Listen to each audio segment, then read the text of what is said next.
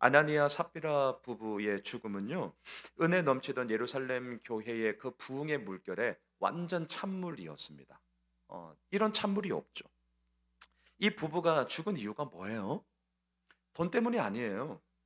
헌금을 이만큼 하겠다 작정했는데 돈 떼먹어서 죽었다? 아니요, 단지 그런 이유가 아닙니다. 우리는 알고 있습니다. 왜 죽었냐고요?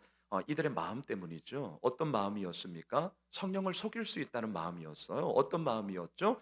하나님께 거짓말해도 된다는 마음이었습니다. 이 속임과 거짓, 이 마음으로 꽉 차 있는 상태에서 자, 헌금을 하고 있어요. 그것도 사도들의 발 앞에 이렇게 드리고 있어요. 이것은 뭐죠? 사도들의 발 앞에 드림으로 나의 머리와 나의 모든 삶의 위는 하나님이 다스리십니다라는 믿음의 고백이었거든요. 근데 얼마나 가증스러워요. 겉으로는 그럴싸하게 보였지만 그의 마음에는 속임과 거짓으로 꽉 차 있었단 말이죠. 이것을 하나님은 그저 둘 수 없었습니다. 그게 어떻게 신실한 믿음의 고백이 될 수 있겠습니까? 자, 한편 교회 안에서 이 아집사님과 삽집사님이 죽었어요. 여러분, 교회가 어떻게 되겠습니까? 발칵 뒤집어지죠. 뒤집어져요.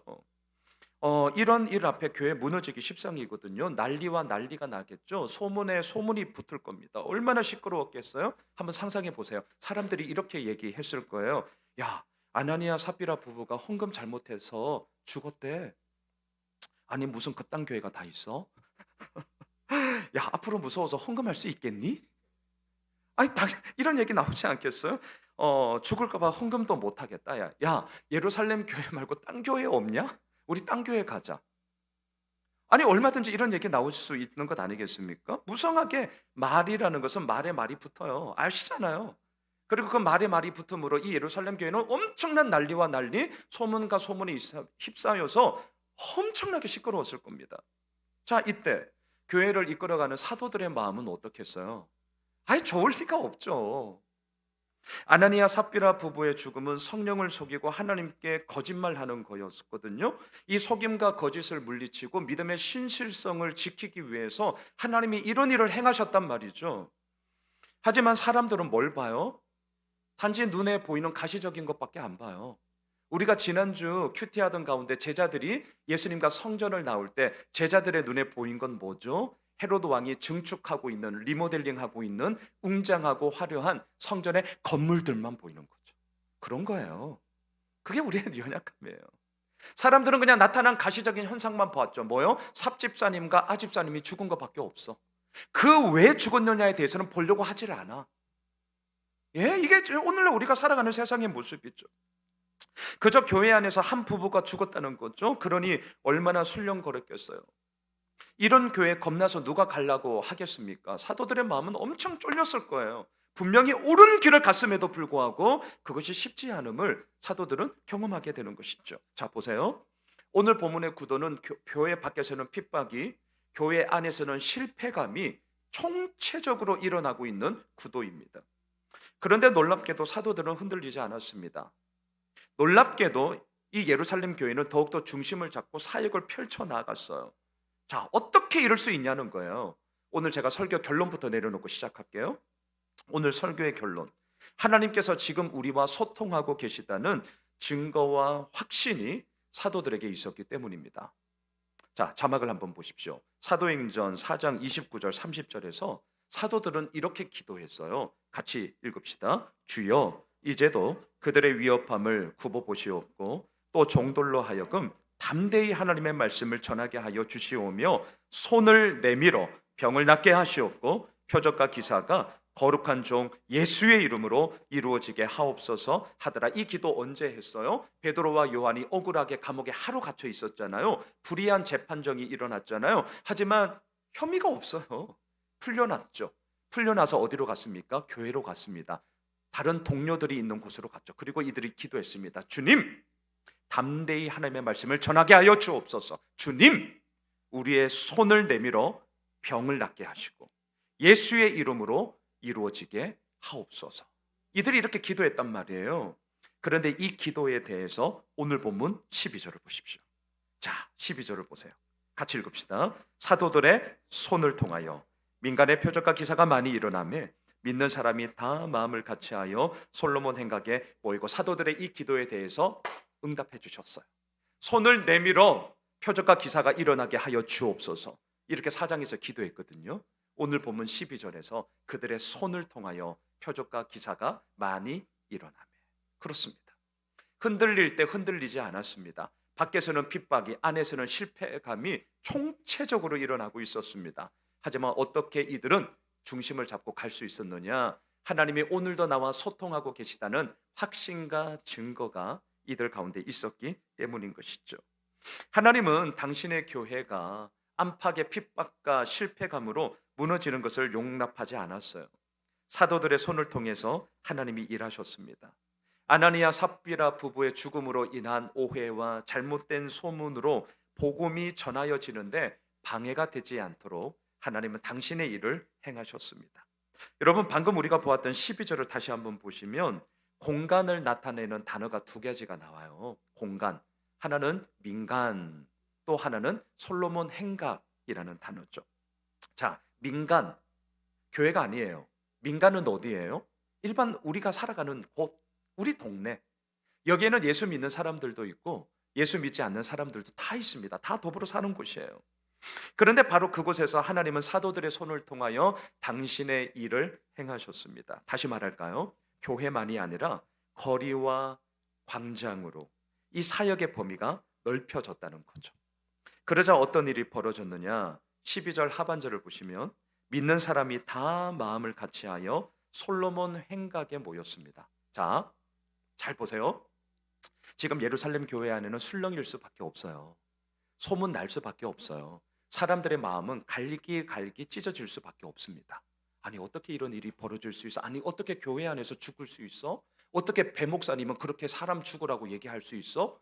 이런 소문이 난단 말이에요. 믿는 사람들의 마음이 갈기 찢어졌어요. 그런데 하나님은 그 교회를 붙잡으시고 성도들의 마음을 붙잡으시사 그 갈기 찢어졌던 사람들의 마음을 하나로 모으셨습니다. 같게 하셨어요. 또한 마음이 하나 된 이 믿는 사람들이 어디에 모였느냐? 솔로몬 행각에 모였습니다. 솔로몬 행각, 이것은 헤롯 왕이 성전을 지금 리모델링 하면서 성전 동쪽 바깥들에 지었던 곳인데, 행각은 이런 거예요. 기둥들이 있고 그 위에 지붕이 이렇게 긴 복도, 소위 회랑이라고 그래요. 회랑. 기둥들이 있고 긴 복도, 그럼 비 올 때 막을 수 있는 긴 복도, 이게 행각이거든요. 자, 이곳은 바깥들에 있었기 때문에 유대인뿐만이 아니라 이방인들도 자유롭게 오고 갈 수 있는 곳이었습니다. 그러다 보니 이곳에서 신앙적 대화가 이루어졌습니다. 말씀을 가르치고 또 말씀을 듣는 그런 소위 열린 공간이 되었어요. 그래서 솔로몬 행각을 저는 이렇게 정의 내리고 싶은데요. 이곳은 새로운 복음 공동체가 하나님의 말씀을 전하는 곳이었고요. 솔로몬 행각, 이곳은 선포되는 하나님의 그 말씀을 듣기 위해서 모여드는 곳이었고, 솔로몬 행각, 이곳은 복음과 세상이 만나는 곳이 되었습니다. 자, 이처럼 민간, 예수 믿는 사람들만이 아니라 믿지 않는 사람들이 살고 있는 그곳, 더 나아가 솔로몬 행각을 통하여서 하나님의 사역과 하나님의 역사심은 점점 더 확장이 되고 있더라. 여러분, 이러한 증거와 확신은 교회만의 이야기가 아니라 우리가 살아가고 있는 세상 가운데 이루어지는 이야기더라 라는 것을 지금 우리에게 보여주고 있어요. 얼마나 좋은 일입니까? 얼마나 감사한 일이에요. 그런데 모든 건 사람에게 이 좋은 일이 다 좋았냐? 모든 사람들에게 이 일이 다 감사한 것이었냐? 안타깝지만 그렇지는 않더라고요. 오늘 보면 13절을 보십시오. 자, 13절 같이 읽읍시다. 그 나머지는 감히 그들과 상종하는 사람이 없으나 백성이 칭송하더라. 자, 여기서 그 나머지는 누구를 얘기하죠? 마음을 같이 해서 솔로몬 행각에 모이지 않는 사람이었어요. 그 나머지는 누구냐고요? 표적과 기사를 보았거든요. 사도들이 전하는 복음을 들었거든요. 하지만 긴가민가 하면서 거리를 두는 사람들이었습니다. 그 나머지는 누구냐고요? 인간적인 흥미와 관심은 느껴져요. 하지만 진리의 말씀 앞에 결국은 자신을 열지 못하는 사람이었습니다. 그래서 나머지예요, 나머지. 그러니까 어때요? 표적과 기사를 보았지만 잘못된 소문과 오해로 흔들릴만 한데도 사도들은 흔들리지 않았거든요. 그런데 그저 이 나머지 사람들은 바라보기만 할 뿐 그 이상 그 이하 아무것도 하지 않았다라는 것이죠. 그런데 같은 한 구절 안에 너무나 상반된 사람들이 나옵니다. 마지막 구절을 보시면 백성이 칭송하더라. 자, 이 짧은 한 구절에 너무나 극과 극의 사람들이 반응이 나옵니다. 나머지 사람들은 상종하지 않았어요. 교회 가지 않았어요. 사도들의 말씀을 듣지 않았어요. 진짜 몰라 몰라 몰라 이렇게 했단 말이죠. 하지만 또 한편에서는 백성들은 어때요? 그 교회를 향하여서 칭송하고 있습니다. 여러분, 남들이 아무리 좋다고 해도 내가 싫으면 그만이에요. 반대로 남들은 엄청 싫어하는데 내가 좋으면 해요. 예, 그런 거더라고요. 상종하지 않더라, 칭송하더라. 이 한 구절 안에 극과 극의 반응이 나타나고 있습니다. 예루살렘 교회는 모든 교회의 샘플입니다. 진짜 모범된 교회예요. 그런데 그 모범된 교회도요, 칭송하는 사람이 있는가 하면 몰라 몰라 몰라 상종하지 않는 사람들도 있더라고요. 자, 이것은 지금 우리들에게 뭘 얘기해 주는 거냐? 교회를 향한 세상의 반응은 언제나 이처럼 극과 극으로 나타난다라는 겁니다. 잘하면 본전이에요. 이것도 다행이에요. 이제는 어떤 줄 아세요? 잘해도 욕먹어. 그런 거예요. 그런 거예요. 저는 이 말씀을 묵상하면서 이 구절이 생각이 났습니다. 자막 한번 보세요. 누가복음 6장 26절인데요. 모든 사람이 너희를 칭찬하면 화가 있도다. 그들의 조상들이 거짓 선지자들에게 이와 같이 하였느니라. 제가 늘 좀 종종 되새기는 말씀이에요. 예전에 이제 우리가 공사하기 전에 저 뒤편이 새가족실이었는데 제 방이 없어가지고 제가 거기를 썼거든요. 그때 포스트잇으로 제가 직접 적은 한 구절, 한 3년 동안 계속 꽂아놓고 있었어요. 그게 이 구절입니다. 이 구절. 좋든 싫든 목사는 오늘도 늘 앞에 이렇게 서 있잖아요. 그러니까 성도들의 평가에서 벗어날 수 없어요. 피드백을 받을 수밖에 없죠. 앞서 우리 김순희 집사님도 기도하셨지만 이 호메실 지역에 많은 교회가 있죠. 대략 한 70여 개 교회가 있습니다. 상가 건물마다 교회 없는 곳이 없어요.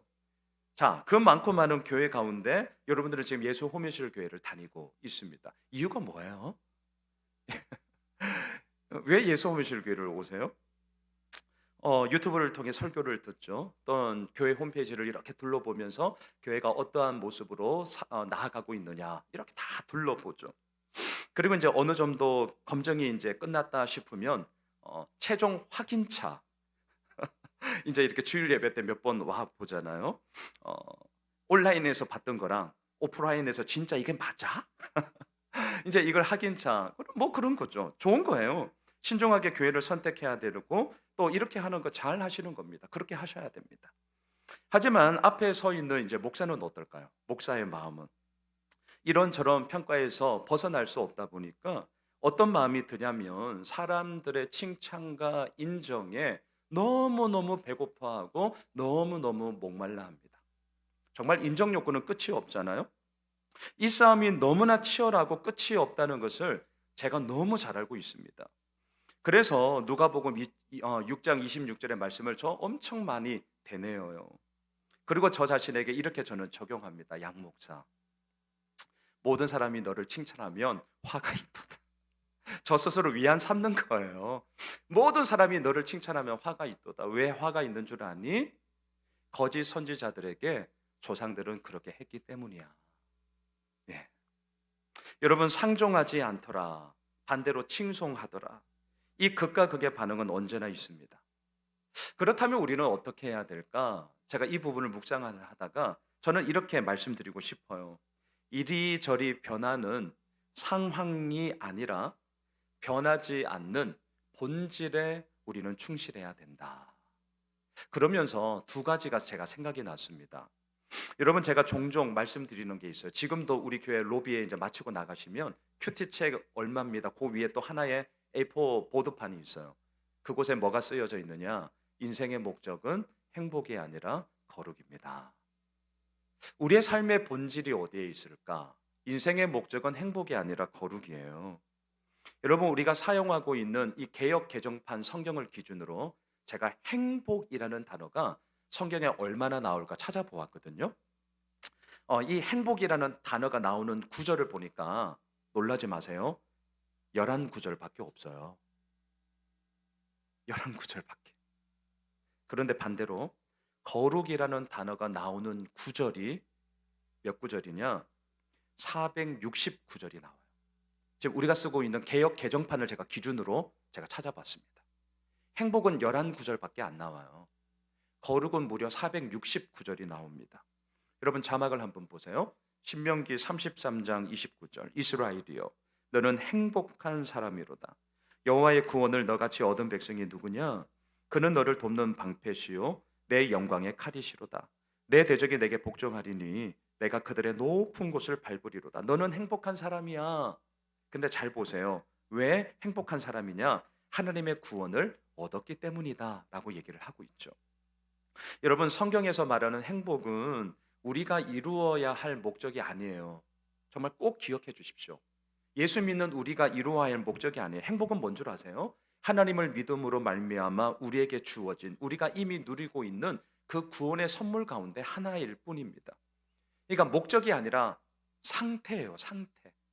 거룩을 향하여서 우리가 끊임없이 몸부림을 치며 나아가고자 하는 그 과정 속에서 얻게 되어지는 상태가 행복이에요.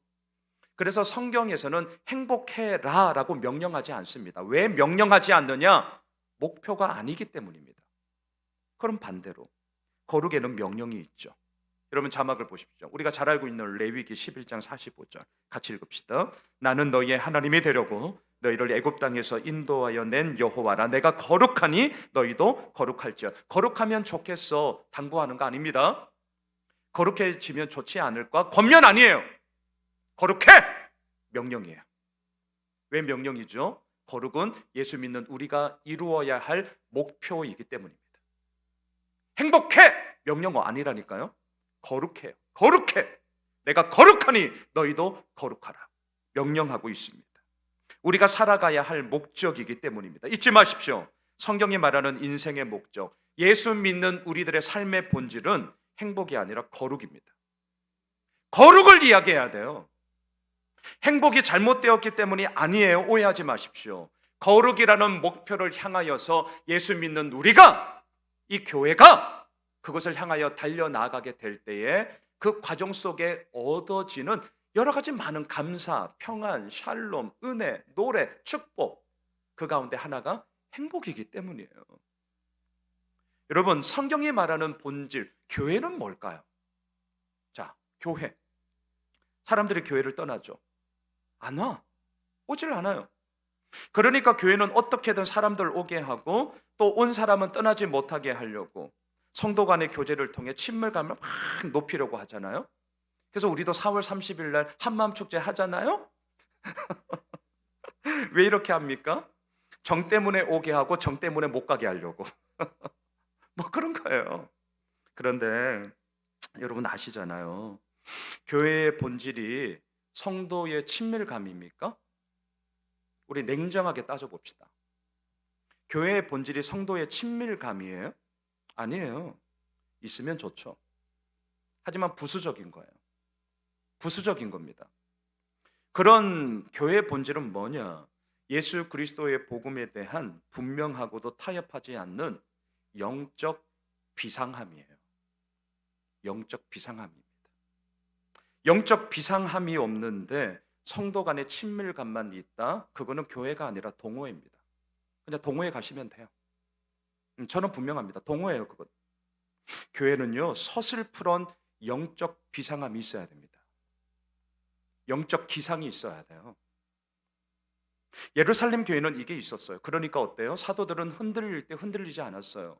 예루살렘 교회는 영적 비상함이 있었어요. 그러니까 어떤 줄 아세요? 오늘 보면 14절 보십시오. 믿고 주께로 나오는 자가 더 많으니 남녀의 큰 무리더라.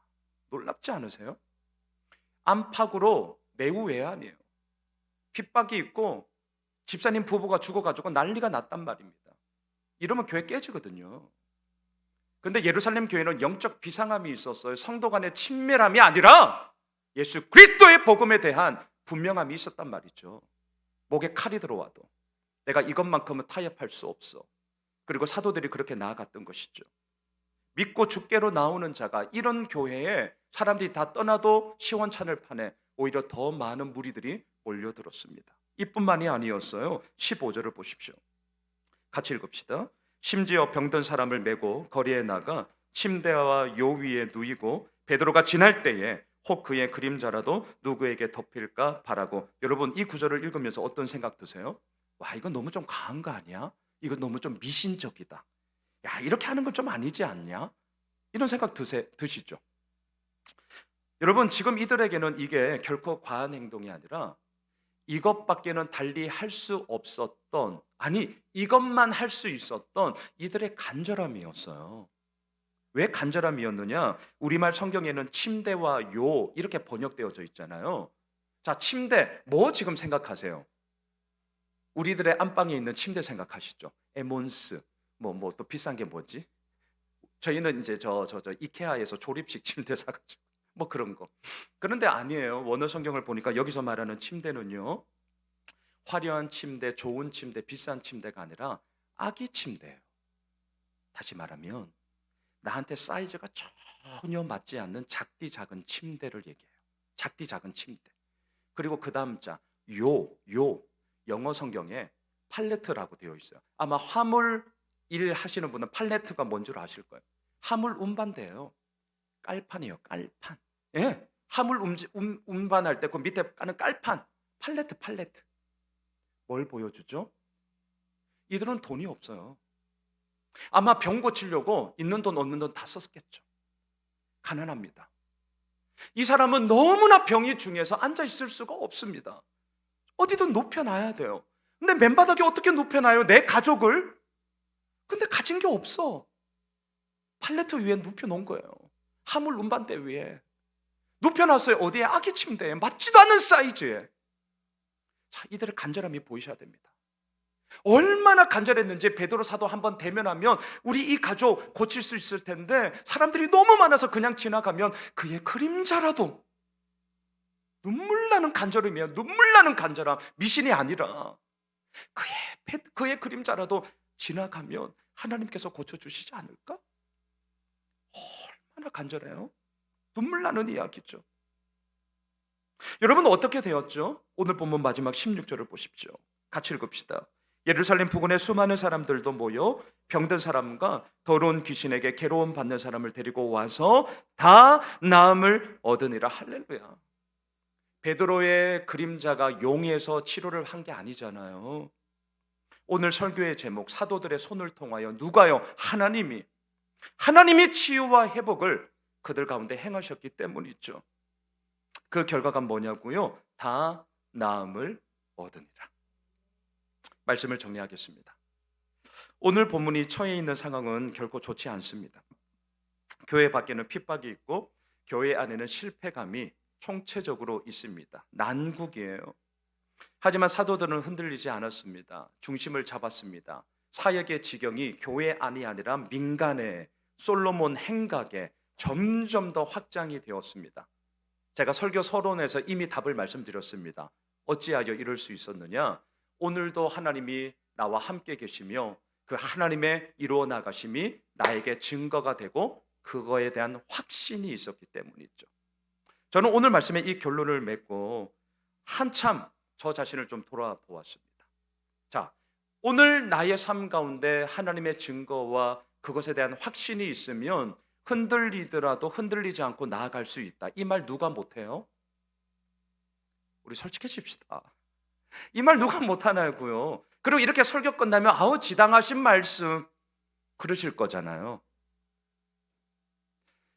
저 설교 문구 이렇게 끝냈어요. 처음에는 계속 묵상했어요. 과연 이 설교로는 그럴싸하지만 이 말을 듣고 있는 성도님이, 아니 이 말을 전하고 있는 내가 이것으로만 끝난다면 과연 이것이 얼마나 우리의 삶 가운데 실제가 되고 힘이 되고 나의 마음에 울림이 있을까? 그렇다면 양 목사, 너의 인생 가운데는 하나님이 소통하신다는 증거와 확실히 뭐야? 그거였어요. 저 돌아봤어요. 저 있어요. 2017년 5월 교회 공간을 얻고자 여기에 숱하게 다녔습니다. 공실인데 안 줘. 왜 안 줘요? 하여튼 교회는 안 줘. 정하고 싶으면 사래요. 사. 아니 돈이 있어야 사지. 사래요. 환장할 일이죠.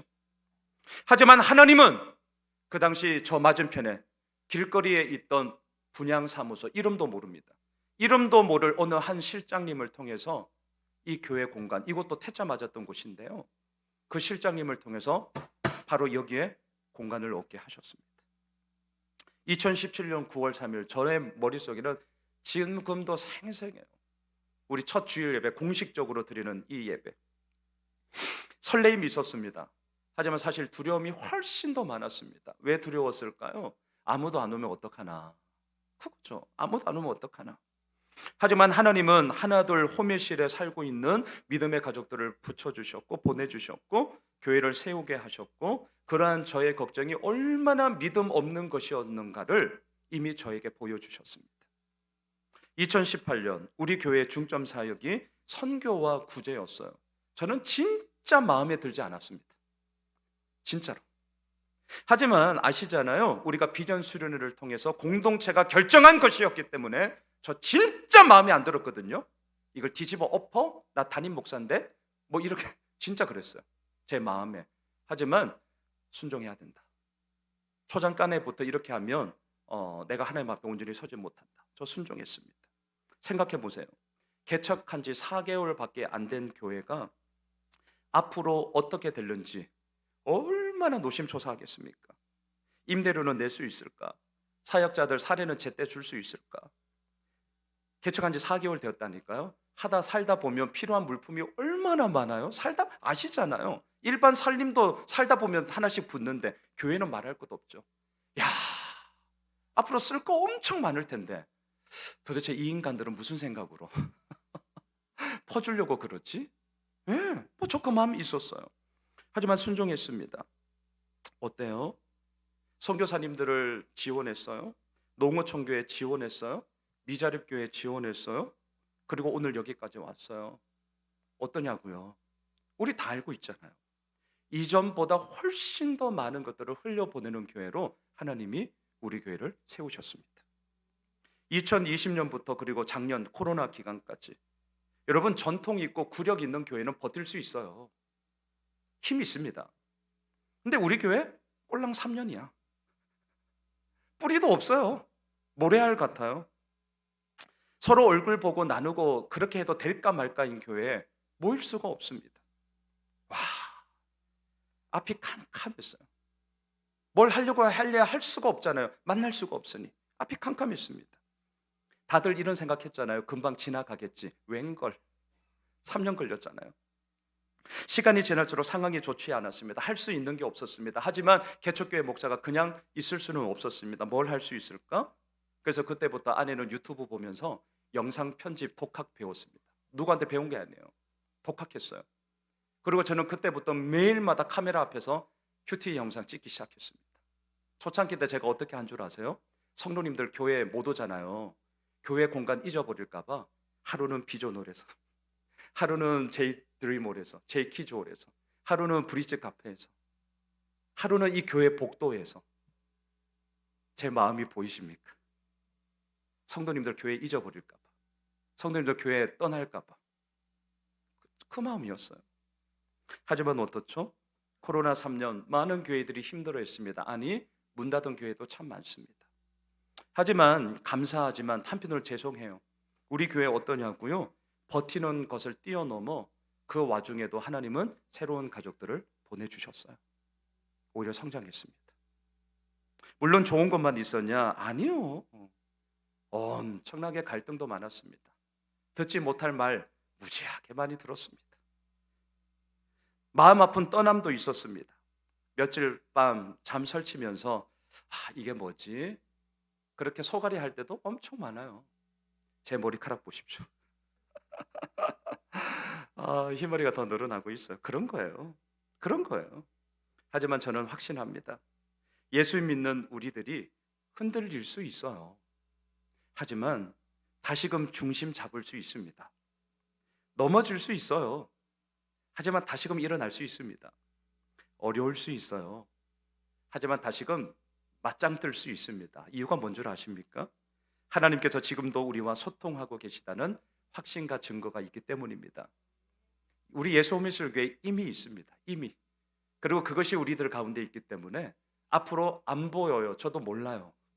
하지만 가는 겁니다. 왜? 그 하나님은 오늘도 우리와 함께 계시고 내일도 주님 다시 오시는 그날까지 우리들의 삶을 통하여 완성시키는 그 하나님이시기 때문이죠. 사랑하는 예수 오매실 가족 여러분, 하나님은 사도들의 손을 통하여 다 나음을 얻게 하셨습니다. 그 사도들의 하나님, 우리의 하나님이십니다. 바라기는 사도들의 손을 통하여 하나님이 역사하셨던 것처럼 주님, 우리들의 손을 통하여 역사하여 주옵소서. 주님, 우리 교회, 우리 가정, 우리 자녀, 이 나라, 이 민족을 통하여 하나님의 그 역사를, 하나님의 그 일을 행하여 주시옵소서. 바라기는 마음껏 그 하나님의 행하심 속에 우리의 손이 쓰임받게 되어지는 주님의 귀한 은혜가 있길 주님의 이름으로 축복합니다. 우리 다 함께